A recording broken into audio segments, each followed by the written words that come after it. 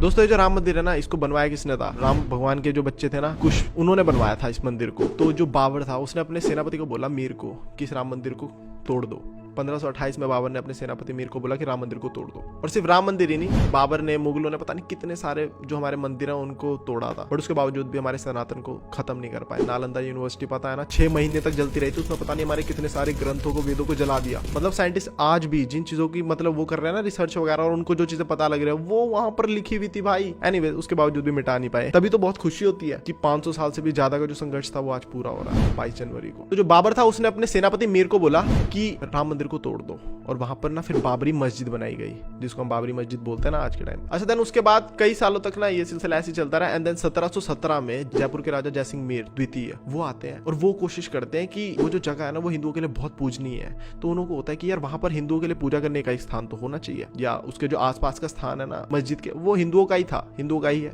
तो पूजा करने के लिए एक स्थान होना चाहिए। तो वो बहुत कोशिश करते हैं कि पूजा करने के लिए कोई जगह मिले, बट नहीं मिल पाती, सारे प्रयास विफल जा रहे हैं। बट समहाउ बहुत सारी मेहनत करने के बाद ना वो एक जगह ले लेते हैं, एक चबूतरा बनाते हैं प्रभु श्री राम का, कि हाँ अब हिंदुओं के लिए भी एक पूजा स्थल मिल चुका है, प्रभु राम की वहां पे मूर्ति होती है, कि हाँ एक चबूतरा बना दिया, यहाँ पर आओ पूजा करो। बहुत मेहनत के बाद होता है ये। 1528 में जब बाबर ने राम मंदिर को तोड़ा था ना, तो उसका जो गुस्सा था फाइनली हिंदुओं के मन में वो फटता है 1813 में। और वो ना जोर जोर से फिर भाई उनके अंदर का जो उबाल है वो फटता है, और बोलते हैं भैया यहाँ पर मंदिर थी, मस्जिद बनाई गई है, हमारे मंदिर को तोड़कर। तो जब इनका गुस्सा फटता है ना, तो वहां पे फैजाबाद का जो एक अंग्रेज अधिकारी था, फिर वो वहां पर जाके चेकिंग करता है मस्जिद में। एंड देन वो देखता है कि बात तो सही है, जो ढांचा है मंदिर जैसा दिख रहा है, मतलब अंदर कलाकृतियां थी ना जो दीवारों पर, वो भी देवी देवताओं की थी हमारे। तो वो वहां से क्लैरिटी मिल जाती कि हाँ यार ये है तो मंदिर ही था भाई यहाँ पर। उसके बाद जो एक ब्रिटिश सर्वेयर था ना मार्टिन, उसकी भी ना एक रिपोर्ट आती है, वो सर्वे करके जाता है ना, तो उसकी जब रिपोर्ट आती है तो उसमें भी ये क्लैरिफाई हो जाता है कि जो मस्जिद है ना उसका जो पिलर है वो मंदिर का है भाई। जैसी ये खबर बाहर आती है उसके बाद तो जो कलेश मचता है भाई। फिर उसके बाद क्या होता है कि मस्जिद के अंदर एक जगह मिल जाती है कि भैया पूजा अलग जगह होगी और नमाज अलग जगह होगी, मतलब ऐसे में फिर एक जगह मिल जाती है अपन लोगों को। 1853 ये वो साल था जहां मतलब फर्स्ट टाइम हिंदू और मुस्लिम दोनों के बीच में ना विवाद स्टार्ट हो गए। उसके बाद 2 साल बाद 1855 में मुसलमान तो अंदर जा रहा था मस्जिद के, लेकिन वो विवाद के बाद हिंदुओं की एंट्री बंद कर दी, जबकि हिंदुओं को भी जगह मिली थी वहां पर पूजा करने के लिए, बट नहीं। तो 1855 में 2 साल बाद मुसलमान ही जा रहा है, हिंदुओं को बंद कर दिया। बट देन 1858 में कुछ ऐसा होता है जो चुम्मेश्वरी होता है, मतलब गजब होता है। निहंग सिंह फकीर साहब वो अपने 25 साथियों को लेकर मस्जिद के अंदर घुस जाते हैं और कब्जा कर लेते हैं मस्जिद के ऊपर। एंड देन वहां पर पूजा पाठ करते हैं और कोयले से बाहर बड़ा बड़ा जय श्री राम लिख देते हैं। एंड कितनी अच्छी बात है, मतलब पहले तो सब एक ही थे, आज के टाइम पर वो कनाडा में बैठे हुए बाहर के वो जो खालिस्तानी है कुछ दरार पैदा करी जा रहे हैं, ब्रेन वॉश करी जा रहे हैं, जबकि सब हिंदू सिख भाई भाई पुराने वाले देखो। उसके बाद 1885 में पहली बार ये जो विवाद होता है ना इसको कोर्ट में पहुंचाया जाता है, जिसमें निर्मोही अखाड़ा ना ये अपील करते हैं कि जो हम हिंदुओं के लिए वो चबूतरा दिया गया पूजा के लिए, उसकी प्रॉपर कंस्ट्रक्शन होनी चाहिए, अच्छे से बना कर दो हमको उसको। बट जो कोर्ट होती है ना वो उसके लिए भी मना करती है। भाई हमारा मंदिर था, तोड़ के मस्जिद बनाया सब कुछ, उसके बावजूद भी हम ही कोर्ट को बोल रहे हैं कि भैया वो चबूतरे को परमानेंट कंस्ट्रक्शन कर दो, उसकी पूजा करते हैं वहां पर, और उसके लिए भी मना कर दिया। तो सोचो हमारे देश में हमारे मंदिर बनाने के लिए हमें कितना कुछ सहना पड़ा है, बुरा हाल है। तो उसके बाद अब टाइम आता है जब देश आजाद हो जाता है। अब हिंदू खुश, कहते हैं ले भाई ले, पहले ब्रिटिश का रास्ता उन्होंने नहीं भैया राम मंदिर बनने दिया, कोई दिक्कत नहीं है भैया, बहुत सह लिया, अब तो देश आजाद हो गया, अब तो हम स्वतंत्र है भाई, अब तो हम हमारे राम मंदिर लाएंगे भाई। ये गलत है। क्योंकि उसके बाद जो पार्टी आती है ना वो पार्टी भी ब्रिटिश और मुगल वाली ही थी, मुस्लिम सपोर्टिव पार्टी रही है हमेशा से कांग्रेस, तो उसने भी क्या ही सॉल्व करना था। तो सीन क्या होता है, उसके बाद आ जाता है 1947 में देश आजाद हुआ, हमें लगा भैया अब तो मरेगा, मंदिर नहीं बना। उसके बाद आ जाती है बात 1949, 2 साल बाद। तब कुछ ऐसा होता है जिसको देख के सारे हैरान हो जाते हैं। अचानक से मस्जिद के अंदर ना प्रभु राम की मूर्तियां प्रकट हो जाती है, घंटियों की आवाज बजनी स्टार्ट हो जाती है, जिसको देख कर सारे मुस्लिम कहते हैं कि नहीं ये जो है हिंदुओं ने किया है। वहीं सारे के सारे हिंदू बोलते हैं कि नहीं भैया हमारे प्रभु राम ने खुद प्रकट हुआ है, खुद जन्म लिया भैया वहां पर। खबर बहुत फैल जाती है, बहुत बड़ी खबर बन जाती है, ठीक है। उसके बाद ये पहुंच जाती है दिल्ली तक।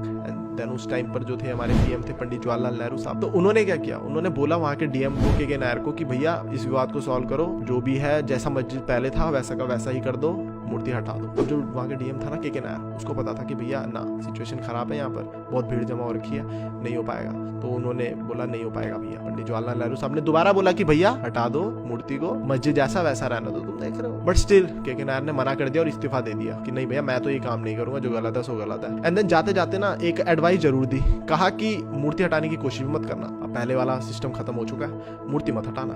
तो कहा कि ऐसा कर सकते हो तुम कि एक ना जाली लगा दो प्रभु राम की मूर्ति के आसपास ना, जाली लगा दो। एंड देन इस्तीफा दे दिया। और जो फिर जवाहरलाल नेहरू साहब थे उन्होंने फिर उनके एडवाइस को लिया और फिर जाली लगा दी। अब हमारी प्रभु राम जो थे वो जाली के अंदर थे। बताओ मतलब कितना सब कुछ सहने वाली बात होगी। अपनी जमीन पर अपने पुत्र ने जो मंदिर बनवाया था वहीं पर ये सब कुछ चले जा रहा है इतने सालों तक। ये बहुत गहरा विषय था, आस्था जुड़ी होती है। हमारे भगवान है, सो रोज सुबह शाम ना भाई पूजा करते हैं हम जिनकी, उनके साथ जब इतना सब कुछ होता है ना तो अच्छा नहीं लगता। अब टाइम आ जाता है 1980 का। अब बीजेपी पार्टी जो वो इस टाइम पर एक अच्छी खासी पॉलिटिकल पार्टी बन जाती है, ठीक है। और इन्होंने हमेशा से राम मंदिर का सपोर्ट किया था और इनके जो पॉलिटिकल एजेंडा होता है उनमें राम मंदिर का एजेंडा था, हमेशा से ही था। तो बीजेपी पार्टी जो है वो हमेशा से राम मंदिर का मुद्दा उठाती थी। वीएचपी पार्टी हो गई, आरआरएस, ये सब ना जी जान लगा देते थे मुद्दे को देश भर में उठाने के लिए। अब ये जो राम मंदिर की मांग थी ना पूरे देश में ना बहुत तेजी से फैल गई थी, जिस काफी लोगों को जागरूक कर दिया था इन लोगों ने, ठीक है। तो फिर बीजेपी ने क्या किया, एक प्लान बनाया कि 1984 में हम एक रथ यात्रा निकालेंगे और वो भी जाती सक्सेसफुल। बट क्या हुआ कि उसी टाइम पे जो इंदिरा गांधी थी उनकी डेथ हो गई और देश में माहौल बहुत खराब हो गया भैया, इमरजेंसी भी लग गई, बहुत टेंशन का माहौल था देश के अंदर। तो फिर नहीं हो पाई। बट 1919 में इस यात्रा को निकाला जाता है और इस यात्रा को जो लीड करते हैं वो उस टाइम के बहुत बड़े लीडर थे, वो थे लाल कृष्ण आडवाणी जी, वो इसको लीड करते हैं। और ये यात्रा बहुत अच्छे से सफल होती है, बहुत सारे राम भक्त जुड़ते हैं भाई, लाखों भीड़ में जुड़ते हैं। ये यात्रा सोमनाथ से अयोध्या तक निकाली जाती है। एंड देन जब ये यात्रा बिहार के समस्तीपुर पहुंचती है ना तो वहां पर उस टाइम पे लालू जी की सरकार होती है। तो वो क्या करते हैं, आडवाणी जी को गिरफ्तार कर लेते हैं, अरेस्ट कर लेते हैं। एंड इस टाइम पे ये जो वीडियो है इसमें तुम्हें साफ साफ नजर आ रहा होगा कि इस भीड़ में एक ऐसे कार्यकर्ता भी है जिसको पता नहीं था कि आने वाले टाइम में वो पूरे वर्ल्ड का सबसे पावरफुल नेता बनेगा। हाँ, नरेंद्र मोदी साहब। खैर जो हमारी यात्रा होती है वो अयोध्या पहुंच जाती है। एंड जो कार सेवक होते हैं ना वो क्या करते हैं, जो ढांचा उसके ऊपर ध्वज फहरा देते हैं हमारा, जय श्री राम का। क्या बात है। लेकिन उस टाइम पर जो थी यूपी में मुख्यमंत्री मुलायम सिंह जी की सरकार थी, तो उनको ना ये चीज अच्छी नहीं लगती और वो क्या करते हैं, गोलीबाजी स्टार्ट करा देते हैं। बताओ, जिसमें हजारों लोग मारे जाते हैं भैया, हजारों कार सेवक मारे जाते हैं। ये बहुत सैडेस्ट पार्ट है भाई राम मंदिर के लिए। फिर तुम बोल रहे हो कि खुशी क्यों नहीं होगी, मतलब लोगों ने अपनी जाने दी है भाई, जाने दी है लिटरली। फैमिलीज के कमाने वाले लोग थे, वो बच्चे थे, हर कोई मरा है। और ये सब इतना दर्दनाक था ना कि भैया तुम लोग सह नहीं पाओगे। बट ये बातें तुम्हें पता होनी चाहिए। खुश तो सारे के सारे अयोध्या में राम मंदिर बन रहा है, लेकिन एटलीस्ट तुम्हें पता होना चाहिए कि पीछे की हिस्ट्री क्या है। तब तुम और ज्यादा हर्षोल्लास से मनाओगे भैया दिवाली, दीप जलाओ। कितने सारे कार सेवक ने अपनी जान दी थी भैया। आता है 1992, सरकार थी बीजेपी की एंड कल्याण सिंह जी थे उस टाइम पे वहां के सीएम, जिनको ना कोर्ट ने पूरे आदेश दिए हुए थे कि भैया मस्जिद को कुछ नहीं होना चाहिए। लेकिन फिर एक दिन ऐसा आता है भैया जिसको हम शौर्य दिवस के नाम से आज भी याद रखते हैं, 6 दिसंबर 1992, 1:55 पर पहली गुंबद को गिराया जाता है। एंड देन दोपहर के 3:30 बजे दूसरी गुंबद को और शाम के 5 बजे तक तीनों गुंबदों को गिरा दिया जाता है फाइनली। अच्छा, तीनों गुंबदों को गिराने के बाद अगले 1.5 घंटे के अंदर अंदर राष्ट्रपति शासन लग जाता है भैया। और जो हमारे कल्याण सिंह जी जो सीएम थे वो इस्तीफा दे देते हैं।